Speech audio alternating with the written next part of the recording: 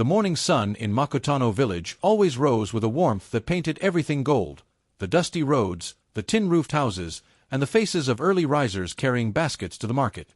But for Aisha, that sunlight carried no joy. It was simply another day of hunger and hope stitched together like a torn piece of cloth. Aisha was 24, thin but strong, her dark skin glowing with the resilience of a woman who had fought too many battles for her age. She lived with her younger brother Musa, in a one-room mud house at the edge of the village. Their parents had died when cholera swept through the countryside 2 years earlier, leaving Aisha to play both mother and father. That morning, she had only 1 cup of maize flour left. Enough for 1 meal. She stirred it slowly over a smoky fire, humming an old Swahili lullaby her mother used to sing. The smell of porridge filled the air, weak but comforting. Musa sat nearby, eyes tired, waiting. "Aisha," he whispered, "will there be anything for the evening?" Aisha paused, stirring slower. "Maybe, my brother. God provides." He nodded, though he knew that meant no. After eating together, each taking careful, tiny spoonfuls, Aisha cleaned the pot, poured the last of the firewood ashes aside, and tied her scarf. She was heading to the market to look for laundry work. She had washed clothes for rich city people before, the ones who came to Makutano on holidays with their big cars and big words. They'd pay her a few shillings to scrub their clothes, and she would thank them like they'd given her gold. The road to the market was long and dry, lined with acacia trees that whispered in the wind. Aisha walked barefoot, her slippers long torn. The wind carried dust and the distant sound of motorcycle horns. Halfway there, she stopped, for she saw something unusual. Under one of the trees, a man was sitting on the roadside. His clothes were dirty, face tired, lips cracked. He looked like someone who had traveled far, but his hands did not look like those of a poor man. They were soft, clean, and carried the faint trace of a wristwatch tan line. Aisha hesitated. There were many strangers these days. Some good, some dangerous. But her heart, the same heart that refused to grow hard no matter how many times the world hurt her, told her to check on him. She approached slowly. "Bwana, are you all right?" she asked in Kiswahili. The man lifted his head. His eyes were sharp but kind, though heavy with exhaustion. "Please," he said weakly, "I haven't eaten in 2 days. I was robbed on the road. I just need some food and water." Aisha looked down at her empty hands. She had nothing with her, only her resolve. She looked at his face again and saw genuine pain. Her stomach tightened as she thought about the food she'd left for Musa, barely enough for him to survive the day. She sighed deeply. "Wait here," she said softly. "I will bring something." She turned back and began walking quickly home. Her heart raced. It was her last meal, their only food. But something inside her, maybe her mother's spirit, whispered, "You cannot close your door to hunger when you've known it yourself." When she returned with a small bowl of maize porridge and a calabash of water, the man looked up, eyes wide with disbelief. "You came back." "Yes," Aisha smiled faintly. "Eat. You need strength more than I do." The man reached for the bowl, hands trembling. He ate slowly, savoring each bite like it was his first taste of kindness in years. Tears welled in his eyes. "You didn't have to do this," he murmured. Aisha chuckled softly. "In Makutano, we say a full stomach cannot see another suffer. Eat, Bwana." He smiled weakly. "What's your name?" "Aisha." "And you?" He hesitated. "Call me Tund." After eating, Tund thanked her and said, "You've given me life today. I will not forget." Aisha smiled. "Then make sure you do the same for someone else one day." She walked away before he could say more, her heart both light and heavy. She had done the right thing, but now Musa would go hungry tonight. That evening, dark clouds gathered over Makutano. Aisha sat outside, watching lightning flash far away. Musa was sleeping already, his belly empty. She sighed, staring into the distance. Suddenly, she heard the rumble of an engine, a big, heavy car, the kind only the rich owned. It stopped near their compound, and headlights cut through the dust. She stood up, alarmed. Who would come to her house at night? The car door opened, and a tall man stepped out, wearing clean clothes now, his presence commanding. Her heart skipped. It was Tund. "Aisha," he called softly. She froze. "Bwana Tund? How did you find me?" He smiled gently. "Makutano is not that big. I asked around. People know you here." She frowned. "Why did you come?" He took a step closer. "To repay a debt." He opened the car's trunk and pulled out a large bag of food: rice, beans, sugar, maize flour, even cooking oil. "You gave me your last meal. I couldn't sleep thinking about it." Aisha's eyes widened. This is too much."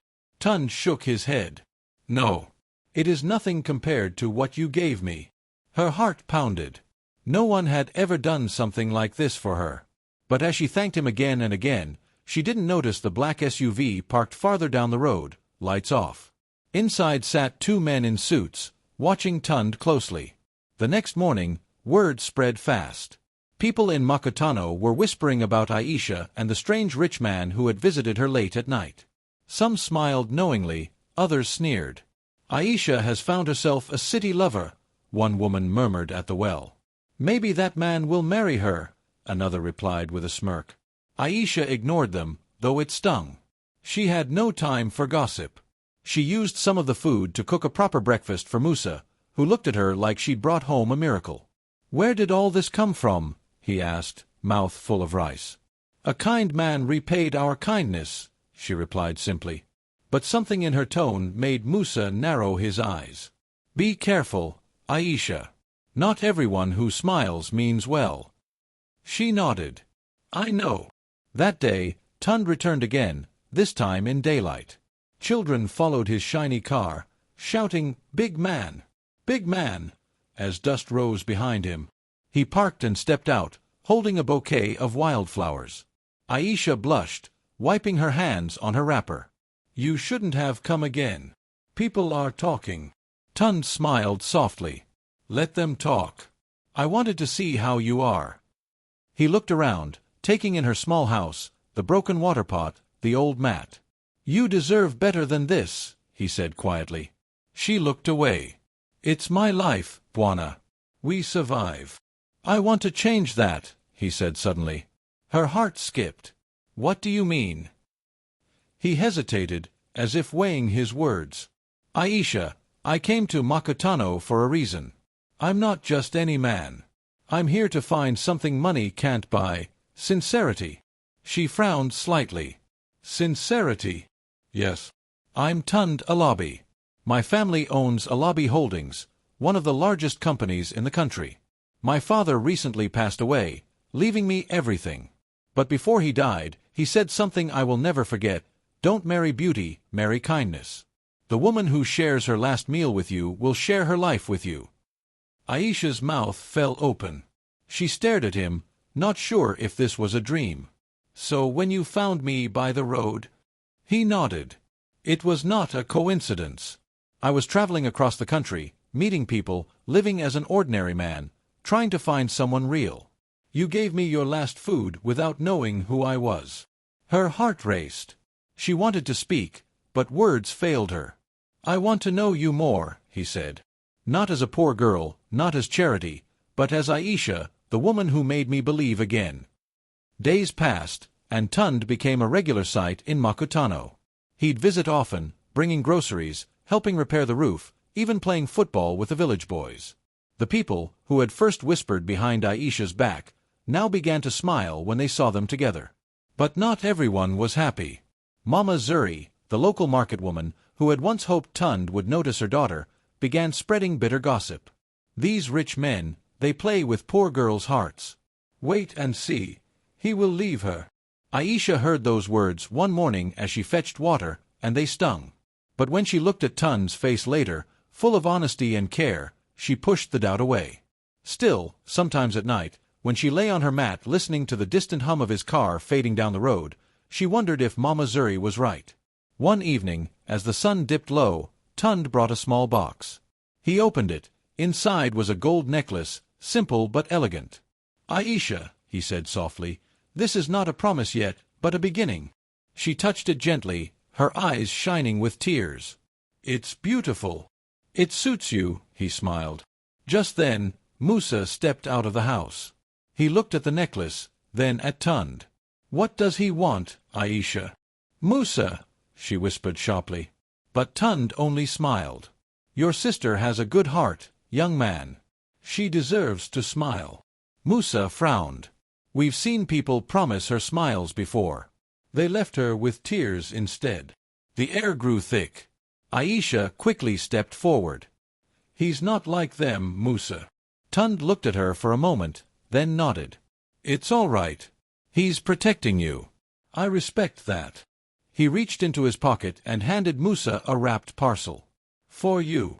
When Musa opened it, his eyes widened. It was a brand-new pair of school shoes. He hadn't owned one in years. Musa looked up, ashamed. "Thank you, sir." Tund smiled. "Just call me Tund." That night, as Aisha lay awake, staring at the stars through her window, she felt her heart shifting. For the first time in years, she felt seen, not as a poor girl, not as a burden, but as a woman worthy of love. But deep inside, a whisper of fear still lingered. Life had never been this kind to her before. And when something looks too perfect, fate often tests it. She didn't know that in the coming days, her name would echo beyond Makutano, and that her act of kindness would soon change her life in ways she could never have imagined. The rains came to Makutano, washing away the dust that had lingered for months. The earth drank deeply, and soon the fields turned green again. To Aisha, the rain felt like hope itself, the kind that washes away sorrow and plants new beginnings. Every time she saw Tund's car approach the village, her heart leapt with warmth she couldn't hide. The villagers now called her Mama Bahati, the lucky one. But Aisha didn't see it that way. She still lived humbly, cooked with firewood, fetched water, and prayed every night for strength. Tund continued to visit, often helping her and Musa. He brought school books, groceries, and even promised to help fix the village borehole. People began to gather around him, admiring his humility. He wasn't like the rich men they'd heard of, the ones who flaunted their wealth. He listened when old men spoke, greeted everyone respectfully, and never acted above them. One morning, as Aisha was washing clothes near the river, Tund arrived unannounced. He sat on a rock nearby, watching her hands move rhythmically through the soapy water. "You work too hard," he said softly. She smiled without looking up. "If I don't, who will?" He chuckled. "You remind me of my mother. Strong, patient, and impossible to convince." Aisha laughed, shaking her head. "You talk as if you've known me forever." "Maybe I have," he said, his eyes warm. She blushed, pretending not to notice. They sat in silence for a while, the sound of birds and flowing water filling the air. Then Tund spoke again, his tone serious. "Aisha, I've been thinking." "About what?" she asked. "About us." Her hands froze mid-wash. He continued, "I know we come from different worlds. You from the village, me from the city. But every time I leave Makutano, something feels missing. The noise, the business meetings, the glass towers, none of it feels like life anymore. Here, I found peace. I found you." Her heart thudded. "Tund." He reached for her hand, his fingers brushing the water droplets on her skin. "I don't care what anyone says. I want to know if you'll give me the chance to love you properly." Aisha's eyes glistened. She wanted to believe it was real. She wanted to believe that love could cross the boundaries of wealth and poverty. "But what about your people?" she whispered. "The city, your family, they won't accept me." He smiled softly. "Then I'll make them. My mother taught me that love isn't chosen by bloodlines but by the heart. You gave me kindness when I had nothing. That's all I need to know." Tears rolled down Aisha's cheeks. "You don't understand how life treats women like me. When we dream, the world laughs. When we love, the world punishes us for it." Tund cupped her face gently. "Then let the world laugh. We'll prove them wrong." At that moment, a gentle wind blew through the riverbank, lifting her scarf slightly. The sun broke through the clouds, bathing them in light. It felt as if even nature had paused to witness something pure. Word spread like wildfire through Makutano. Aisha, the poor laundry girl, was engaged to the richest man in the country. Children sang songs about them. Women at the market whispered about destiny. Some blessed her, others grew jealous. Mama Zuri, the gossiping trader, spat bitter words to anyone who'd listen. He's playing her. Men like that never marry women like her. You'll see. But Aisha ignored the noise. For the first time in years, she felt truly happy. Tund had gone back to the city, promising to return soon with his family to make everything official. Musa, though cautious, began to soften too. He saw how genuinely Tund treated them, how he never once disrespected their poverty. Still, a shadow of doubt lingered in his heart. He knew the world was cruel, and that men with power often wore masks. Days turned to weeks. Tund called often, his voice warm and filled with plans. "I've told my board about coming to Makutano for a while," he said once. "They think I'm crazy, but I don't care. I'm bringing my mother soon. She wants to meet you." Aisha laughed nervously. "Your mother? A city woman?" "Yes. But she's kind. You'll love her." She didn't know that in the city, Madame Felicia Alabi, Tund's mother, was not as kind as her son believed. When Tund told her about Aisha, she frowned deeply. "You want to marry a village girl? A laundry woman?" "She's not just a laundry woman, Mama. She saved me when I had nothing. She didn't know who I was." Felicia sighed, shaking her head. "My son, you are the heir to Alabi Holdings. Your wife must stand beside you in business, not behind you in a mudhouse. Think carefully." "I have, Mama. I love her." Felicia stared at him for a long time before standing. "Then let's go meet this woman who stole your senses." When the convoy of black SUVs rolled into Makutano one Saturday morning, the entire village gathered. Dust rose high as men, women, and children lined the road. Aisha stood nervously by her small house, wearing her best dress, a sky-blue wrapper her late mother had sewn. Her hands trembled as she saw Tund step out in a crisp white kaftan, followed by his mother, elegant and tall, in gold lace and expensive jewelry. "Welcome, Mama," Aisha said softly, bowing slightly. Felicia gave a polite smile, her eyes scanning the small house, the chickens running nearby, the cracked water pot. Her smile faded. "This is where you live?" she asked sharply. "Yes, Mama," Aisha replied quietly. "It's not much, but it's home." Felicia turned to Tund. "My son, are you sure this is what you want?" Tund looked at Aisha, then back at his mother. "Yes." The villagers, sensing tension, began whispering. Aisha felt her heart sink. Felicia stepped closer, her perfume heavy, her tone icy. "Listen to me, my daughter. I am not cruel. I appreciate what you did for my son. But love does not feed people. It does not build empires. My son's world is different. He is a businessman, a leader. You will suffer in that world." Aisha met her eyes bravely. "Mama, with respect, I've suffered all my life. I'm not afraid of it. But if love can bring peace, I'll choose it even in suffering." For a moment, Felicia was speechless. There was strength in this poor girl's words, a kind she had not expected. Tund smiled proudly, holding Aisha's hand. "This is why I love her." Felicia turned away, clearly unsettled. "We'll see." The next few days were strange. Felicia stayed in a nearby lodge while Tund visited Aisha daily. Villagers gossiped, children followed their car, and everyone waited to see what would happen next. One evening, Tund brought a letter. "Aisha," he said, "my mother wants you to visit the city for a week, to see how life is there. She believes it's the only way you can understand what comes with being my wife." Aisha hesitated. "The city?" "Yes." "You'll stay in our home. She'll show you everything."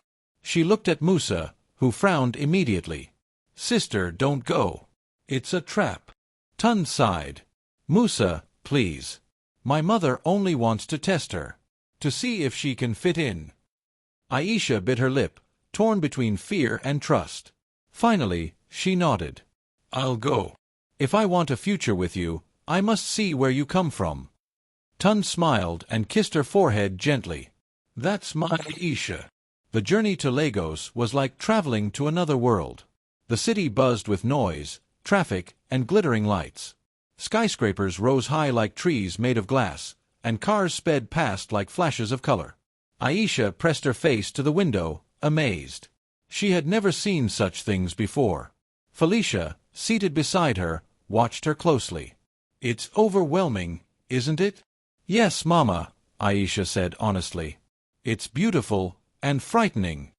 Felicia smirked slightly. "You'll need more than beauty to survive here." When they arrived at the Alabi mansion, Aisha's jaw dropped. It was a palace, marble floors, chandeliers, servants in uniforms. Felicia led her inside. "This is where you will live if you marry my son." Aisha stood quietly, unsure whether to smile or cry. Over the next few days, Felicia introduced her to city women, the wives of ministers and business tycoons. They eyed her with curiosity and disdain. "So this is the village girl," one whispered loudly during a dinner. "She's beautiful, but beauty is not class." Another laughed. "She'll run away after 2 days of these city parties." Aisha heard every word, but she kept her head high. She spoke little, moved humbly, and smiled even when her heart ached. Tund, meanwhile, was caught in meetings and rarely home. Felicia used that time to push Aisha to her limits: etiquette lessons, dinner rehearsals, and endless tests of patience. One afternoon, Felicia dropped a gold bracelet on the floor and looked at Aisha. "Pick it up." Aisha bent quickly to return it, but Felicia stopped her. "You see, you're too eager to serve. A rich man's wife commands, she doesn't obey." Aisha straightened slowly, meeting her gaze. "Mama, I don't see humility as weakness. If service can bring peace, I'll serve proudly." Felicia's lips tightened. "You're stubborn." "I myself," Aisha replied softly. At the end of the week, Felicia asked her to sit for tea. "Aisha, I'll be honest. You surprised me. You didn't complain, even when I tested you. You didn't show envy, even when surrounded by luxury. But still, I fear for my son. The world will not be kind to him if he marries beneath his status." Aisha took a deep breath. "Mama, you fear shame, but what about joy? I can't offer your son wealth, but I can offer peace. Isn't that what every mother wants for her child?" Felicia said nothing for a long time. Then she stood and walked away quietly. That evening, Tund came home early, smiling. "I heard you handled the week with grace. Even the staff adore you." She laughed softly. "Your mother doesn't think I belong here." He touched her cheek. "Then I'll build a world where you do." 2 days later, Tund gathered both families, his and Aisha's, and made an announcement that stunned everyone. He knelt before her in front of them all, holding a small velvet box. "Aisha," he said, voice trembling, "you gave me kindness when I had nothing. You reminded me that love isn't found in gold or fame, but in the heart of a pure woman. Will you marry me?"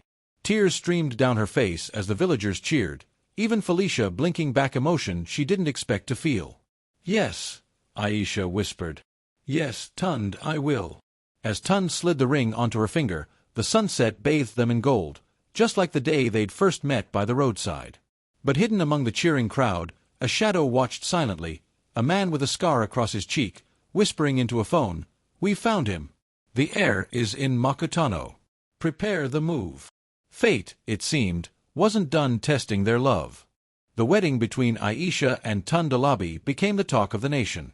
Newspapers splashed their photos across front pages, the billionaire who married a village girl, while television stations ran romantic headlines showing clips of their ceremony. The event was grand yet simple, a blend of modern elegance and village tradition. The ceremony took place in Makutano itself, honoring Aisha's roots. Bright fabrics decorated the trees, drums echoed across the hills, and the scent of roasted goat and fried plantain filled the air. Aisha wore a golden lace dress, shimmering under the sunlight. Her head wrap matched perfectly, and around her neck hung the same necklace Tund had once given her, a reminder of humble beginnings. When the chief priest joined their hands and blessed the union, villagers cheered, ululations piercing the air. Even Felicia, Tund's once skeptical mother, smiled warmly, seeing the joy in her son's eyes. For Aisha, it felt unreal. Only months ago, she had gone to bed hungry, praying for another day of survival. Now, she was standing before the nation as the wife of the country's richest man. Life in Lagos began like a dream. Aisha now lived in a mansion that glittered like a palace. Her room had chandeliers, her closet overflowed with clothes she couldn't pronounce, and her every wish was attended to by staff. Yet, even surrounded by gold, she missed the smell of firewood smoke, the chatter of village women, and the laughter of children chasing tires through dusty roads. Tund noticed her silence one morning as they sat for breakfast. "You miss home, don't you?" he asked gently. She smiled faintly. "I do. The city is beautiful, but it doesn't have a soul like Makutano." He nodded, reaching across the table to hold her hand. "Then we'll visit often. I don't want you to lose yourself here." Her heart melted. "You're too kind to me." He grinned. "I'm only giving back what you gave me." They both laughed, and for a while, all was well. But not everyone in the city celebrated their love. Within Alabi Holdings, some board members, old men who had served under Tund's late father, saw Aisha as an embarrassment. They whispered in corridors, spread rumors, and questioned Tund's leadership. "She's a village girl," one of them sneered during a board meeting. "What does she know about running an empire?" Tund's jaw tightened. "She doesn't have to run it. I do. And as long as I'm CEO, my wife deserves respect." The room went silent. Yet behind closed doors, plots were forming. Jealousy mixed with greed, and soon, a storm began to brew quietly around them. Aisha tried her best to adapt. She learned how to manage public appearances, attended charity galas, and supported women's empowerment programs.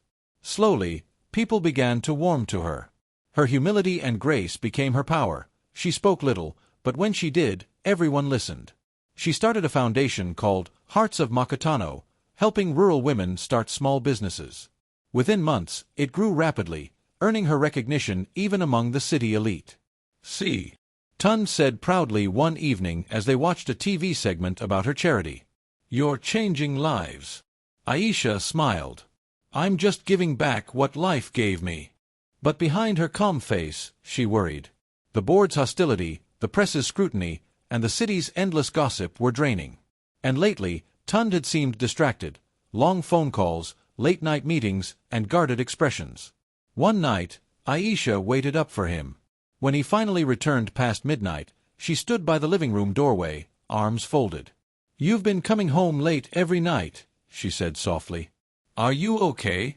Tund sighed, rubbing his forehead. "It's work. There's pressure from the shareholders. They want new contracts signed, but there's trouble with the government." "Trouble? Nothing dangerous," he assured her quickly. "Just politics. I'll handle it." She stepped closer, touching his arm. "You can tell me if something's wrong." He smiled tiredly. "You're my peace, Aisha. That's why I keep work away from you." But she saw the flicker of worry in his eyes before he turned away. The next few weeks brought tension. Rumors began circulating that Alabi Holdings was under investigation for corruption linked to a government contract. Though Tund denied any wrongdoing, the press was merciless. Headlines screamed, "Is the Alabi empire crumbling?" and "From village bride to scandal queen?" Paparazzi hounded Aisha wherever she went. At the market, at church, even at her foundation office. She felt trapped. One evening, she confronted Tund. "People are talking. They say you bribed ministers. Tell me it's not true." He looked at her for a long time before replying. "It's not true. But someone wants to make it look that way." "Who?" "I don't know yet." Then came the betrayal. One morning, while Aisha was preparing for a women's conference, Felicia burst into her room holding a tablet. Her face was pale with disbelief. "Aisha, what is this?" On the screen was a viral video clip, a man who looked like Tund, exchanging an envelope of cash with a government official. The caption read, "Exclusive, Billionaire Tund Alabi caught bribing minister in secret deal." Aisha's hands shook. "That's not real. It can't be." Felicia's voice trembled. "People believe it. The company's stocks are crashing. The police want to question him." Hours later, Tund returned, face grim. "It's a setup," he said immediately. "Someone edited that video. They want to destroy me." Aisha took his hand. "Then we'll face it together." He looked into her eyes, his voice breaking. I don't deserve you. You deserve truth, she whispered. The next day, Tund was arrested for questioning. The news spread like wildfire. Cameras surrounded their mansion. Reporters shouted cruel questions. Mrs. Alabi, did you know your husband was bribing officials? Are you part of the scandal?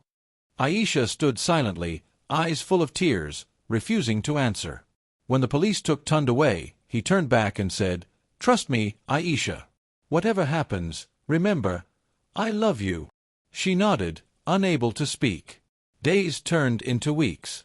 The investigation dragged on. Felicia grew cold again, blaming Aisha. "Ever since you came into his life, everything has fallen apart." Aisha endured it quietly. She spent her days praying, visiting the lawyers, and managing the household. One evening, Musa arrived from Makutano. He had grown taller, more confident. "Sister," he said gently, "you can't keep crying. We'll find the truth." Aisha wiped her eyes. "They've frozen his accounts. The company board has turned against him. I don't know what to do." Musa leaned forward. "Then we fight for him the way he fought for us." Together, they began investigating. Musa visited the company offices, pretending to be a courier, while Aisha quietly met with loyal employees who still believed in her husband. Then, one night, they discovered something shocking. Aisha was looking through old company records when she noticed irregular payments linked to one of the board members, Mr. Adewale, the same man who had mocked her in meetings. The dates matched the supposed bribe transactions in the fake video. She gasped. It was him. He framed Tund. Musa nodded grimly. "We need proof." They gathered copies of documents, messages, and hidden voice recordings from an insider, a clerk who revealed that Adewale had forged signatures and paid the media to leak the false story. With trembling hands, Aisha went to the police headquarters the next morning. "I have evidence," she said firmly. The officers were skeptical at first, but when they examined the files, their expressions changed. Hours later, news broke, breaking, Alabi Holdings board member arrested for fraud, CEO cleared of all charges. The entire nation erupted. When Tund was released, Aisha was waiting outside the station. As he stepped out, weary but free, she ran into his arms. He held her tightly. "You saved me." She smiled through tears. "You once said I gave you life. I just gave it back again." The next week, Alabi Holdings reinstated Tund as CEO.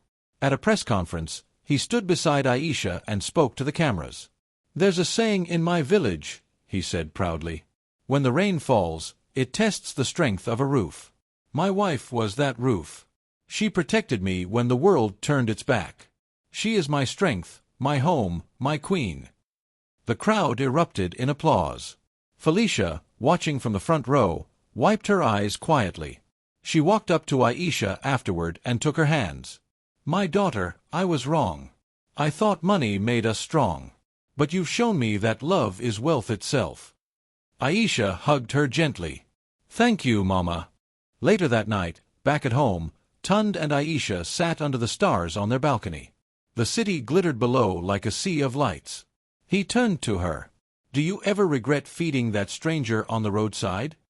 She laughed softly. "If I had known he was this troublesome, maybe I'd have given him half the porridge." He laughed too, pulling her close. "You know, I've been thinking. Let's build something in Makutano, a school, a hospital, something that carries your name." Her eyes lit up. "Aisha Foundation." He smiled. "Exactly. To remind the world that kindness is never wasted." Weeks later, Makutano village rejoiced again. Tund and Aisha returned, this time not as visitors, but as givers. They built a new school, repaired the old well, and started a scholarship program for young girls. As they stood before the villagers, the same place where their paths had first crossed, Tund whispered, "You gave me your last meal here. Let's give this place a new beginning." Aisha looked around. The acacia tree still stood where she had found him hungry that day. The same wind brushed her face. She smiled. God works in mysterious ways. That evening, the drums of celebration echoed through Makutano. The villagers danced, children sang, and laughter filled the air. Aisha sat quietly under the tree, her gold necklace glinting in the moonlight. Tund joined her, holding her hand. "You know," he said softly, "if that day hadn't happened, I might never have known what real love feels like." She rested her head on his shoulder. Sometimes, the poorest hearts give the richest love. And as the night wrapped around them, the stars above seemed to agree, shining brighter for two souls who had found each other across the boundaries of wealth, pain, and destiny. But deep in the city, another storm was quietly brewing, one that would soon test their love even more.